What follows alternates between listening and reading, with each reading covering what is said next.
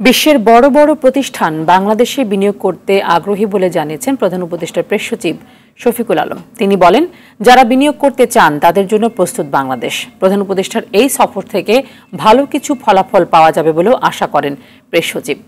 মাদুন রহমান রুবেলের আরও একটি রিপোর্ট। সুইজারল্যান্ডের দাভোসে ওয়ার্ল্ড ইকোনমিক ফোরামের বার্ষিক সম্মেলনে ব্যস্ত সময় পার করছেন প্রধান উপদেষ্টা অধ্যাপক মোহাম্মদ ইউনুস। তার সাথে সাক্ষাৎ করেছেন অ্যামনেস্টি ইন্টারন্যাশনালের সেক্রেটারি জেনারেল।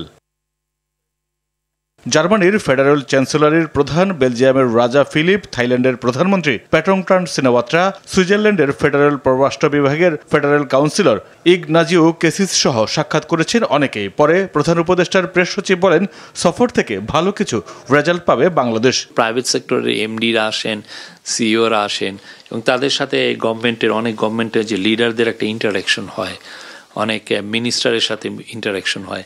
এই এমডিদের সাথে অনেক সময় এমনও হয় যে ড্যাভোসের যে রুমগুলো ছোট ছোট রুমে এই খুব ইম্পর্টেন্ট আলাপ হয়, অনেক ধরনের ডিল মেড হয়। তিনি বলেন, দাভোসে 2 দিনে প্রচুর হেড অফ গভর্নমেন্টের সাথে প্রধান উপদেষ্টার বৈঠক হয়েছে। বড় বড় কোম্পানি বাংলাদেশে ইনভেস্ট করতে চায় বলেও জানান তিনি। মেসেজটা হচ্ছে যে বাংলাদেশ এখন তাদের জন্য প্রস্তুত এবং বাংলাদেশকে এই যে ইয়াং যে পপুলেশন তাদেরকে দিয়ে তারা Bangladesh can easily B another export hub.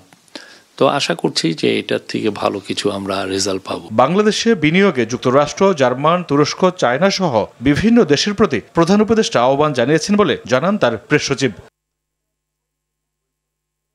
Maidur Rahman Rubel, RTV, Dhaka.